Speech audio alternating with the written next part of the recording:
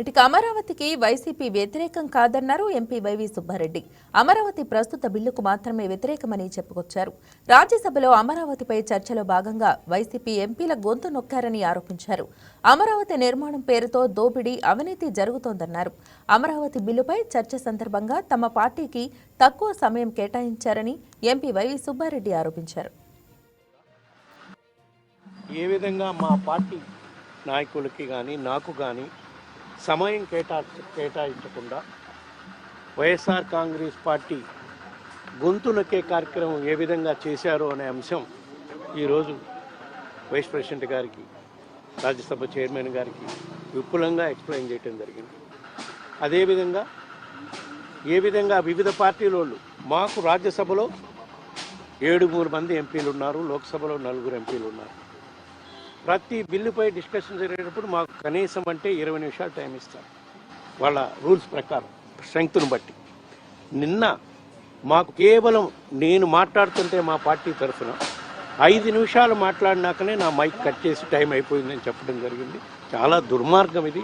కావాలని చేశారు, కొందరు ప్రోద్బలం చేశారనే మాకు అనుమానాలు ఉన్నాయని దీనిపై వివరంగా వైస్ ప్రెసిడెంట్ గారికి, చైర్మన్ గారికి ఎక్స్ప్లెయిన్ చేయడం జరిగింది. ఏ విధంగా మాకన్నా చిన్న పార్టీలైనటువంటి బీఆర్ఎస్కి కానివ్వండి, తెలుగుదేశానికి కానివ్వండి ఏ విధంగా సమయం ఇచ్చారో కూడా విత్ ప్రూఫ్స్ అన్నీ చూపించడం జరిగింది. మాకన్నా తక్కువ సభ్యులు ఉన్న బీఆర్ఎస్ పార్టీకి ఒక్కొక్కరికి 10 నిమిషాలు మాట్లాడే విధంగా 2 మాట్లాడించడానికి సమయం ఇచ్చారు. అదేవిధంగా రాజ్యసభలో తెలుగుదేశం సభ్యులు ఉండేది కేవలం 2. వాళ్ళిద్దరికీ 10 నిమిషాలు మాట్లాడే విధంగా టైం ఇచ్చారు.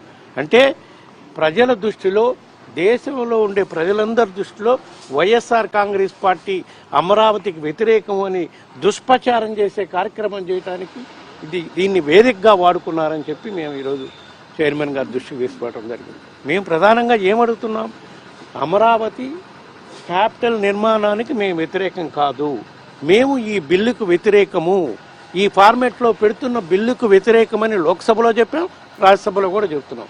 ఎందుకు వ్యతిరేకం అనేది కేవలం 3 అంశాలే. 1, రాజధాని ప్రాంతంలో మీరు తీసుకున్న 50,000 ఎకరాల రైతులకి న్యాయం చేయండి. ఎందుకంటే వాళ్ళ దగ్గర మీరేం డబ్బులు ఇవ్వలేదు, వాళ్ళకి ఆల్టర్నేటివ్ ప్లాట్లు ఇస్తామన్నారు. ఇప్పటికి 7 సంవత్సరాలు అయింది, వాళ్ళకి ఆల్టర్నేటివ్ ప్లాట్లు లేదు. అందరూ పెద్ద రైతులే ఉండరు, చిన్న రైతులు ఉంటారు. ఈ అంశం మీదనే దీనికి స్పష్టత ఇవ్వండి, ఈ బిల్లులో పెట్టండి. అమరావతి భూములు ఇచ్చిన రైతులకి ఏ విధంగా మీరు న్యాయం చేస్తారని బిల్లులో పొందుపరచండి అని అడిగాం.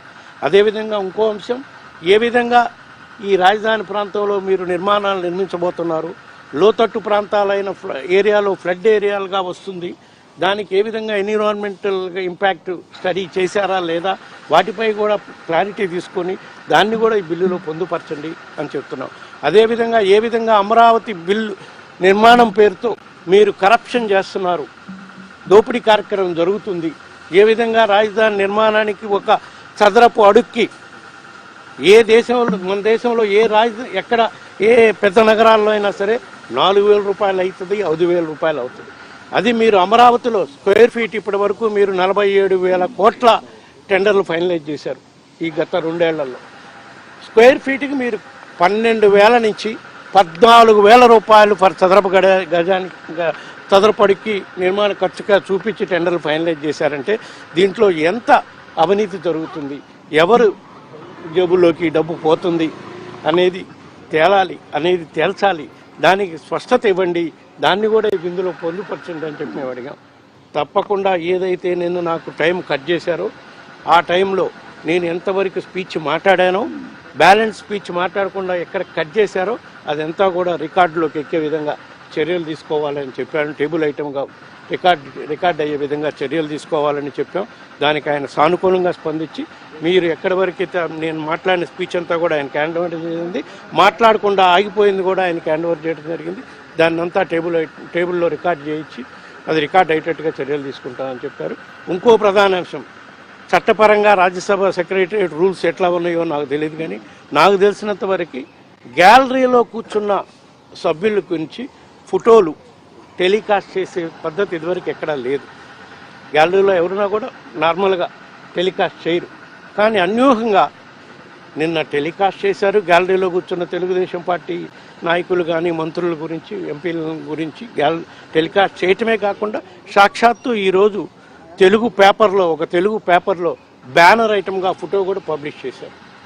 దీనిపై కూడా మీరు ఎంక్వైరీ చేసి రూల్స్ ఎట్లా ఉన్నాయో, రూల్స్ దీని పర్మిట్లో అవుతాయా లేదా, దీనిపై కూడా చర్యలు తీసుకోవాలని చెప్పి ప్రెసిడెంట్ గారిని, వైస్ ప్రెసిడెంట్ గారిని కోరటం జరిగింది.